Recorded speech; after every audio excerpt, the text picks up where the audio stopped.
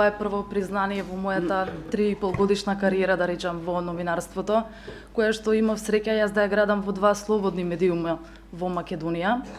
На професионален план можам да кажам дека изработката на оваа сторија ме исполни како новинар и задоволна сум од одзивот во јавноста, меѓутоа како човек и како граѓанин во Македонија ме испразни бидејќи видов редици од граѓани и од млади луѓе кои што чекаат да добијат бугарско државјанство не поради лични амбиции за поголем успех во кариерата, туку за гола екзистенција надвор од државата. Благодарам.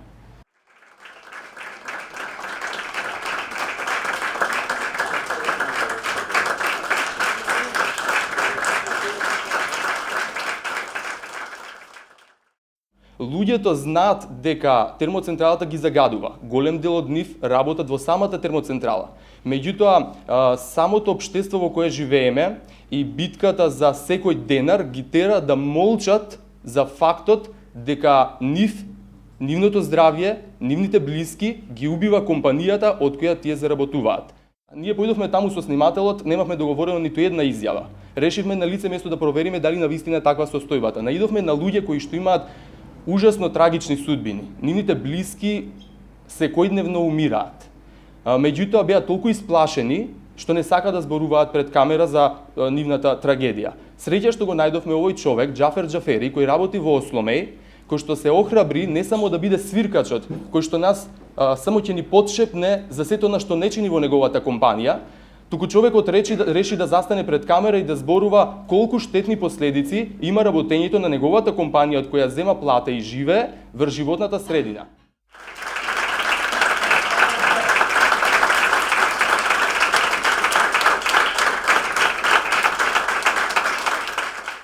Оваа база е еден вид на борба помеѓу новинарот и институцијата или институциите, затоа што по година и половина ние конечно имавме производ кој што во себе всушност содржи информации само од државните институции и тоа информации кои што би требало да ни бидат достапни, но во овој случај не беа.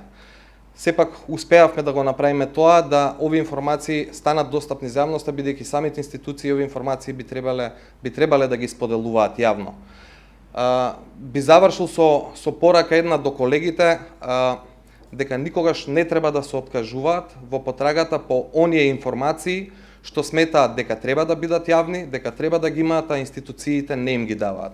Сосема ми е јасно и овој пример можеби најдобро покажува дека често стравот е дека токму поради тоа чекање и долг процес приказната ќе изгуби својата актуелност и дека да ги добиеме податоците на крај нема да имаме ништо. Ова приказна би сакал да биде еви како пример дека упорноста секогаш се исплати и би сакал да потсетам дека другата страна всушност секогаш се надева дека вие ќе се откажете. Благодарам многу.